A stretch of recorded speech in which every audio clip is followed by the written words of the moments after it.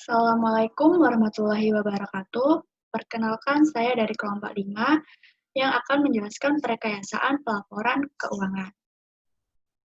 Adapun anggota dari kelompok 5 sendiri yaitu saya, Lucia Anggraini, kemudian rekan saya Valia Maharani, Erliana, Alfonsa, Vivincelina, Febri Novita, Hana Sabila, Kasihyanti, Regina Octavia, dan Mas Tiffany.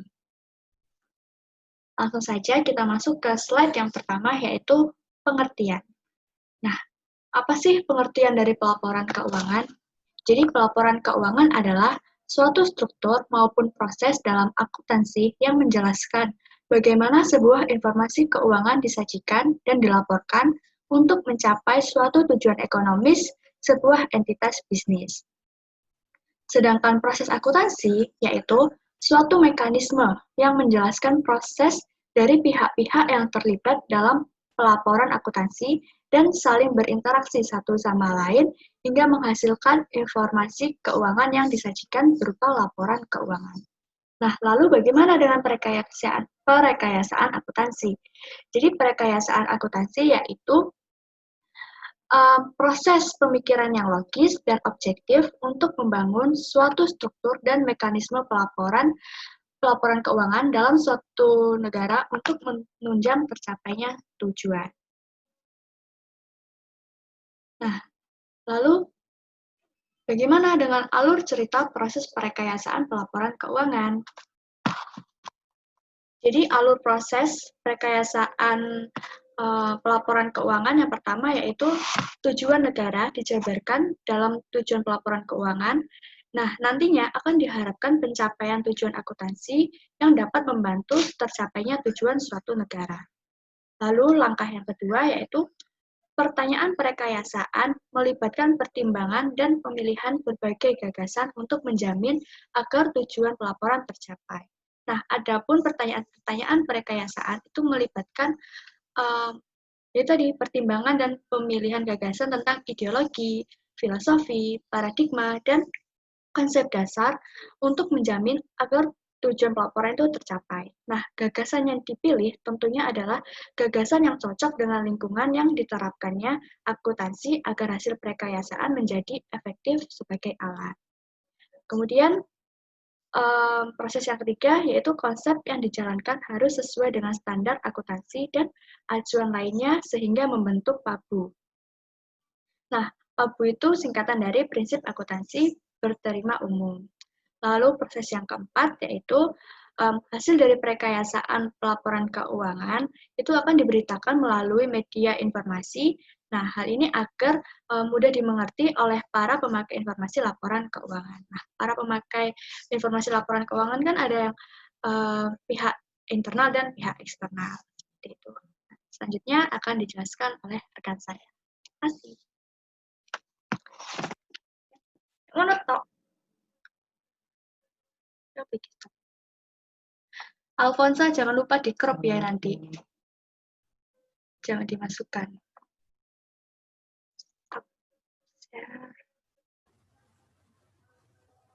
Terima kasih atas kesempatannya. Perkenalkan, nama saya Valia Maharani dengan NIM 2018-310019. Di sini saya akan menjelaskan tentang aspek apa saja yang harus dipertimbangkan dalam perekayasaan laporan keuangan. Nah, dapat kalian lihat di layar bahwa ada 8 aspek yang harus diperhatikan. Yang pertama adalah pernyataan postulat. Nah, pernyataan postulat itu merupakan pernyataan yang sudah dianggap benar tanpa harus dibuktikan atau tanpa harus adanya pembuktian akan kebenaran pernyataan tersebut. Kemudian yang kedua ada pernyataan tujuan pelaporan keuangan. Nah, pasti di sini setiap perusahaan itu dalam menyusun laporan keuangan itu mereka punya tujuan tertentu ya. Namun secara umum sebuah perusahaan itu menyusun laporan keuangan atau merekayasa laporan keuangan itu ditujukan kepada investor ataupun kreditor agar mereka itu dapat melihat atau menentukan strategi terbaik untuk berinvestasi dan juga kegiatan kredit. Kemudian yang ketiga ada evaluasi informasi. Di sini evaluasi itu merupakan tolak ukur dari suatu perusahaan tersebut, apakah perusahaan tersebut itu sudah cukup efektif dan efisien dalam pengelolaan keuangannya. Kemudian yang keempat ada penentuan pilihan. Di sini maksudnya penentuan tentang apa yang akan dilaporkan dalam penyusunan laporan keuangan tersebut oleh perusahaan itu. Kemudian yang kelima ada evaluasi pengukuran dan penyajian. Itu merupakan evaluasi dan juga penyajian mengenai informasi tentang perusahaan dan lingkungannya. Kemudian yang keenam ada penentuan dan juga evaluasi kendala. Itu merupakan penentuan kendala terhadap serta deskripsi unit usaha dan juga lingkungannya.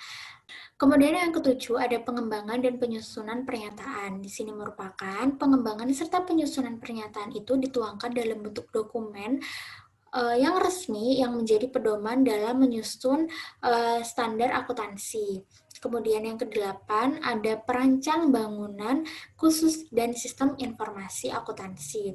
Di sini maksudnya perencanaan struktur dan juga format sistem informasi akuntansi untuk menciptakan, mengolah, meringkas, dan menyajikan informasi serta standar atau prinsip informasi yang digunakan secara umum.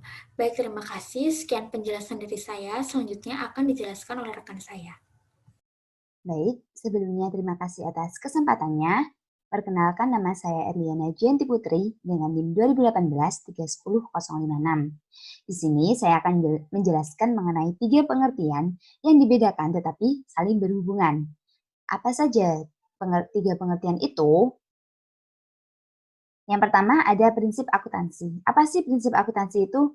Prinsip akuntansi merupakan segala ideologi, gagasan, asumsi, konsep, kaidah, prosedur, metode, dan teknik akuntansi yang tersedia baik secara teoritis dan praktis yang berfungsi sebagai pengetahuan. Contohnya itu seperti biaya historis. Biaya historis itu sering digunakan oleh perusahaan untuk mengukur dan melakukan sebagai acuan pencatatan biaya. Yang kedua, ada standar akuntansi. Standar akuntansi merupakan konsep, metode yang sengaja dipilih dan diberlakukan dalam suatu pedoman utama praktik akuntansi. Seperti apa? Contoh dari standar akuntansi itu seperti PSAK IFRS, SAK Etap, SAP, SAK Syariah. Tetapi yang banyak digunakan oleh perusahaan Indonesia itu SAK Etap karena mudah digunakan dan mudah diaplikasikan di Indonesia. Yang ketiga ada prinsip akuntansi berterima umum, PABU, yakni suatu rangka pedoman yang terdiri atas standar akuntansi dan sumber-sumber lain yang didukung berlakunya secara resmi dan memberi pedoman tentang definisi, pengukuran, penyajian, dan pengungkapan objek, elemen, atau pos akuntansi. 3 pengertian tersebut saling berhubungan dan berkaitan membentuk PABU sebagai suatu kerangka pedoman dalam praktik akuntansi. Sekian dari saya, selanjutnya akan dijelaskan oleh rekan saya. Terima kasih. Baik, terima kasih atas kesempatannya. Perkenalkan, nama saya Alfonso Ditya Safira Fahik dengan NIM 2018-310073. Baik, di sini saya akan melanjutkan penjelasan dari rekan saya. Oke, baik. Jadi dalam perekayasaan keuangan itu terdapat 4 poin penting juga. Oke, baik, saya akan menjelaskannya. Yang pertama itu adalah siapa sih yang merekayasa, seperti itu. Jadi proses perekayasaan ini bukan upaya yang dilakukan oleh perseorangan. Nah, jadi upaya ini merupakan upaya dari suatu tim yang melibatkan disiplin intelektual serta kemampuan politik untuk mengingat perekayasaan itu. Jadi perekayasaan itu merupakan proses yang serius hasilnya dan akan memberi dampak yang luas pada jangka panjang perusahaan. Jadi perekayasaan akuntansi itu merupakan tim multidisipliner agar hasil dapat diandalkan sebagai wahana yang menjamin tercapainya tujuan sosial dan ekonomi. Baik, yang kedua itu adalah proses perekayasaan. Jadi menurut Bapak Suwarjono dalam bukunya Teori Akuntansi jilid 2013 halaman 101, Definisi dari prekayasaan akuntansi itu sendiri merupakan suatu pemikiran logis dan objektif untuk membangun suatu struktur dan mekanisme pelaporan keuangan dalam suatu negara untuk mencapai tujuan negara. Baik, yang ketiga adalah prekayasaan sebagai proses deduktif. Jadi, terdapat beberapa aspek di dalam proses prekayasaan pelaporan keuangan yang harus dipertimbangkan untuk menghasilkan suatu kerangka akuntansi. Yaitu ada yang pertama, aspek-aspek tersebut ini diantaranya adalah yang pertama, pernyataan postulat yang menggambarkan unit usaha-usaha. Yang kedua, pernyataan tentang tujuan pelaporan keuangan. Kemudian yang ketiga adalah evaluasi kebutuhan informasi pemakai laporan. Yang keempat, penentuan atau pemilihan yang dilaporkan. Yang kelima, evaluasi tentang pengukuran. Yang keenam, pengembangan pernyataan umum. Dan yang terakhir itu adalah perancang bangunan struktur informasi akuntansi. Baik, kemudian pada yang poin D itu ada aspek semantik dalam prekayasaan. Jadi proses semantik ini adalah proses untuk memilih dan menyimbolkan objek objek fisik kegiatan perusahaan yang relevan menjadi objek-objek atau elemen statement keuangan sehingga orang yang dituju oleh statement keuangan ini dapat membayangkan bagaimana sih operasi perusahaan tanpa harus menyaksikan secara langsung. Jadi mereka tuh ibarat kata bisa membayangkan gimana sih operasi perusahaan itu tanpa mereka tuh terjun langsung ke perusahaan. Jadi mereka tuh bisa melihat dari statement-statement tersebut.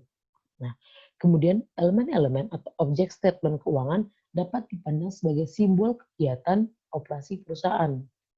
Nah, jadi operasi ini harus diukur secara finansial dan hasil pengukuran akan menjadi bahan oleh akuntansi itu sendiri. Nah, bahan yang akan diolah menentukan besar kecilnya elemen itu disebut magnitude. Nah, kemudian informasi semantik yang ada dalam statement keuangan itu biasanya ditunjukkan oleh yang pertama elemen atau objek itu sendiri, yang kedua besar kecilnya elemen atau size, dan yang ketiga itu adalah hubungan antar elemen atau relationship. Oke, baik. Sekian dari presentasi saya, akan dilanjutkan oleh rekan saya. Terima kasih.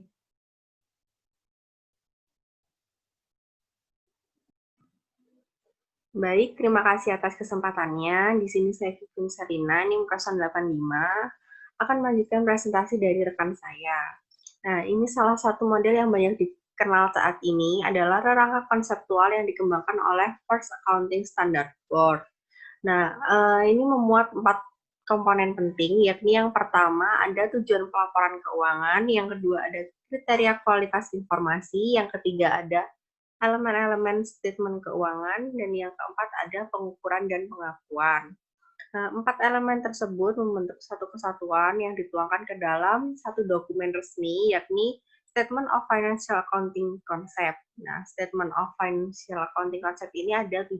Yang pertama yakni ada Objective of Financial Reporting by Business Enterprise. Yang kedua ada Qualitative Character of Accounting Information. Yang ketiga ada Element of Financial Statement of Business Enterprise. Yang keempat ada Objective of Financial Reporting by Non-Business Organization. Yang kelima ada Recognition and Measurement in Financial Statement of Business Enterprise. Yang keenam ada Element of Financial Statement, dan yang ketujuh ada Using Cash Flow Information and Present Value in Accounting Measurement. Nah, komponen A, yakni tujuan pelaporan keuangan, ini dituangkan secara resmi ke dalam bentuk nomor 1 dan nomor 4. Tujuannya di sini adalah untuk merancang rangka konseptual yang luas yang dapat mencakupi 2 jenis organisasi, yakni organisasi bisnis dan organisasi non-bisnis. Lalu komponen B, yakni dituangkan ke dalam nomor 2. Lalu komponen yang C, yakni elemen-elemen statement keuangan, itu secara resmi dituangkan ke dalam nomor 3. Namun dalam prakteknya ini digantikan oleh nomor 6 karena nyatanya nomor 3 itu belum mencakupi entitas non-bisnis. Jadi nomor 3 itu hanya mencakup elemen untuk entitas bisnis saja. Lalu yang terakhir, pengukuran dan pengakuan itu secara resmi dituangkan ke dalam nomor 5 dan nomor 7. Sekian yang dapat saya sampaikan, semoga bermanfaat. Selanjutnya akan dijelaskan oleh rekan saya. Terima kasih atas kesempatannya. Nama saya Febri Novita Lase. Di sini saya akan melanjutkan presentasi dari rekan saya, di mana saya akan membahas tentang kerangka konseptual versi IASC atau International Accounting Standard Committee, yang disebut sebagai kerangka dasar penyusunan dan penyajian laporan keuangan. Di dalam kerangka dasar ini terdapat 7 komponen penting.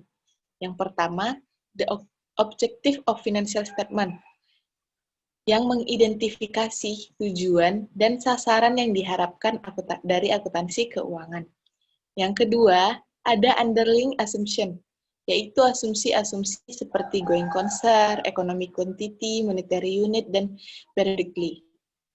Yang ketiga, ada qualitative characteristic of financial statement, di mana kualitatif karakteristik of financial statement ini menyediakan unsur-unsur informasi akuntansi seperti relevansi, konsistensi, perbandingan, dan keandalan. Yang keempat adalah the element of financial statement, elemen-elemen yang terdapat dalam laporan keuangan seperti aset, liabilitas, dan ekuitas. Selanjutnya ada recognition of the element of financial statement, mengakui unsur yang digunakan dalam penetapan standar akuntansi. Yang keenam ada measurement of the element of financial statement, dapat mengukur pada elemen yang digunakan dalam penetapan standar akuntansi. Dan yang terakhir, konsep of capital maintenance and the determination of profit. Nah, ini adalah konsep pemeliharaan modal berkepentingan dengan bagaimana perusahaan mendefinisikan modal yang ingin dipelihara atau dipertahankan. Konsep ini mengaitkan konsep modal dengan konsep laba karena memberikan dasar rujukan untuk mengukur laba. Baik, terima kasih. Selanjutnya akan dilanjutkan oleh rekan saya. Terima kasih atas kesempatannya. Perkenalkan, nama saya Hana Sabulaku Roman, NIM 879. Di sini saya akan melanjutkan presentasi dari rekan saya, yaitu mengenai proses seksama. Yang pertama, untuk mencapai kualitas yang tinggi dan andal, biasanya proses perekayasaan harus dilakukan melalui tahapan-tahapan prosedur yang seksama dan teliti. Berikut ini adalah proses seksama yang dilakukan oleh FASB untuk menyusun pernyataan resmi. Yang pertama yaitu ada mengevaluasi masalah. Nah, di sini fungsi dari teori akuntansi sendiri yaitu membahas perlakuan-perlakuan dan model-model alternatif yang dapat menjadi jawaban atas masalah-masalah yang dihadapi pada praktiknya. Yang kedua yaitu mengadakan riset atau penelitian. Yang ketiga menyusun serta mendistribusi memorandum diskusi kepada pihak yang berkepentingan. Yang keempat yaitu mengadakan dengar pendapat umum untuk membahas masalah yang diungkapkan di dalam memorandum diskusi. Yang kelima menganalisis dan mempertimbangkan tanggapan publik atas memorandum diskusi. Yang keenam yaitu menerbitkan draft awal standar yang diusulkan atau disebut dengan juga exposure draft. Yang ketujuh yaitu menganalisis serta mempertimbangkan tanggapan tertulis terhadap exposure draft. Yang ke-8 pemutusan penerbitan statement atau tidak. Yang terakhir yaitu penerbitan statement yang bersangkutan. Nah, dari prosedur di atas mengisyaratkan bahwa suatu statement memerlukan waktu yang cukup lama untuk dapat disahkan atau diterbitkan. Suatu statement sebagian atau seluruhnya hanya dapat diganti atau diubah dengan penerbitan statement yang baru. Terima kasih, sekian dari saya. Selanjutnya akan dilanjutkan oleh rekan saya. Terima kasih atas kesempatannya. Perkenalkan, nama saya Kasyanti Pandiangan dengan NIM 2018-310918. Baiklah, di sini saya akan melanjutkan presentasi dari rekan saya. Di sini saya akan membahas mengenai konsep informasi akuntansi. Salah satu kata kunci yang penting dalam definisi akuntansi adalah informasi keuangan. Nilai informasi adalah kemampuan informasi untuk meningkatkan pengetahuan, dan keyakinan pemakai dalam mengambil suatu keputusan. Simbol-simbol atau elemen-elemen yang termuat dalam seperangkat statement keuangan sebenarnya tidak mempunyai makna kalau tiap elemen diinterpretasi sebagai objek yang dapat berdiri dengan sendirinya. Karena model akuntansi yang dikenal secara luas saat ini menempatkan investor dan kreditor sebagai pihak yang lebih dominan. Informasi semantik yang ingin disampaikan adalah likuiditas, solvensi, profitabilitas, dan sebagainya. Informasi semantik ini harus ditangkap secara konseptual melalui 3 komponen sebagai satu kesatuan, yaitu elemen atau objek, ukuran dalam unit moneter atau size, dan hubungan atau relationship antar elemen.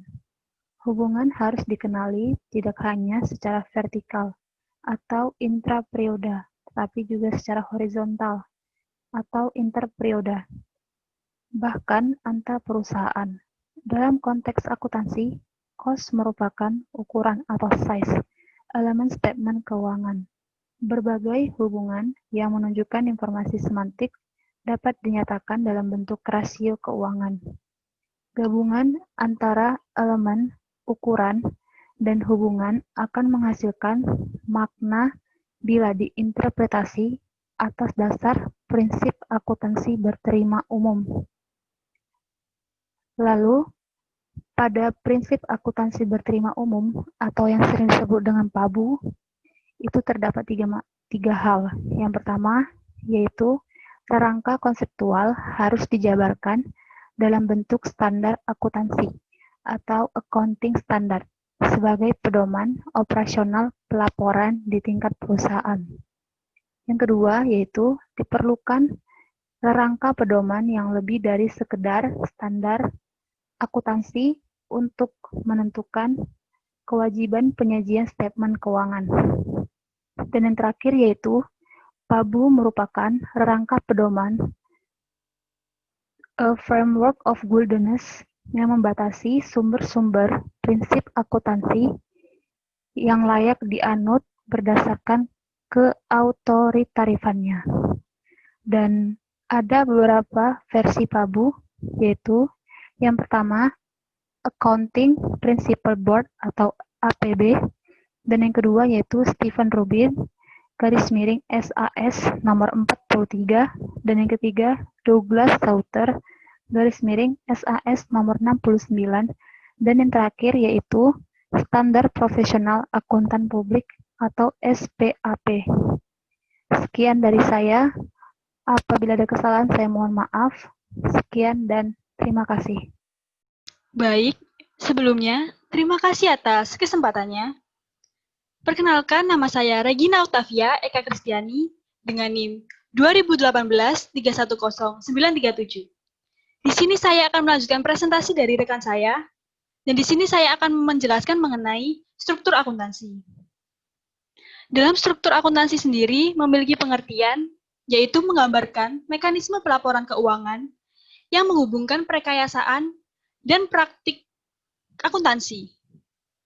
Nah, struktur akuntansi ini sendiri itu menggambarkan suatu diagram yang terdapat dari teori akuntansi, rangka konseptual, dan juga PABU atau prinsip akuntansi berterima umum. Nah, struktur akuntansi ini sendiri juga memiliki manfaat untuk menunjukkan dan mengenali bidang studi, bidang profesi, serta fungsi auditor apabila perkayasaan telah diterapkan dalam suatu lingkungan maupun negara. Dan bisa dilihat diagramnya ada di slide yang ini. Nah, untuk menjelaskan definisi akuntansi, dalam struktur ini menggambarkan perluasan lingkup akuntansi sebagai pengetahuan sekaligus pekerjaan. Proses kegiatan yang telah digambarkan merupakan proses perkayasaan yang melibatkan teori akuntansi sebagai penalaran logis. Yang pertama dapat dijelaskan mengenai bidang studi. Nah, dalam struktur akuntansi ini dapat dijadikan kerangka untuk menyusun kurikulum inti program studi akuntansi. Lalu yang kedua, ada bidang profesi. Nah, dalam struktur akuntansi ini dapat menggambarkan kesempatan karir bagi orang yang menguasai perangkat pengetahuan akuntansi. Dan yang terakhir, ada fungsi auditor independen. Nah, peran auditor independen sangat diperlukan untuk mengaudit apakah statement yang dikeluarkan itu benar atau tidak mengenai keuangan yang telah disajikan sesuai PABU atau prinsip akuntansi berterima umum. Nah, dalam hal ini, dalam kerangka juga dijelaskan mengenai STAP PBU, yaitu suatu rangka pedoman yang terdiri dari landasan konseptual dan juga operasional. Demikian yang dapat saya sampaikan mengenai struktur akuntansi, dan selanjutnya akan dijelaskan oleh rekan saya. Terima kasih. Baik, terima kasih atas kesempatannya. Nama saya Tiffany dengan NIM 947. Selanjutnya saya akan menjelaskan mengenai PABU. PABU singkatan dari Prinsip Akuntansi Berterima Umum. PABU adalah suatu kerangka yang terdiri atas standar akuntansi dan sumber-sumber lain yang didukung berlakunya secara resmi, yuridis, teoritis, dan praktis. Ada beberapa versi PABU. Yang pertama ada PABU versi APB atau Accounting Principle Board. PABU dalam versi ini terdiri dari landasan konseptual seperti dalam kerangka konseptual versi FASB dan GAAP yang disebut landasan operasional atau praktik yang terdiri dari prinsip mendasar, prinsip operasi umum, dan prinsip terinci. Lalu yang kedua ada PABU versi Rubin. PABU versi Rubin ini menganalogi tingkat keautoratifan yang membentuk suatu hierarki dengan suatu bentuk bangunan rumah. PABU versi Rubin ini menggambarkan PABU sebagai kerangka pedoman yang dideskripsikan oleh ICPA dalam SAS nomor 43. Kemudian ada yang ketiga, ada PABU versi SAS nomor 69, menggambarkan GAP sebagai dua hierarki paralel, satu untuk entitas non-kepemerintahan dan yang lain untuk entitas kepemerintahan. Yang keempat, ada PABU versi SPAP, merupakan PABU yang diambil dari SAS nomor 69, tetapi hanya diambil untuk entitas non-pemerintahan, atau bisnis dan non-bisnis. Sekian dari saya, terima kasih.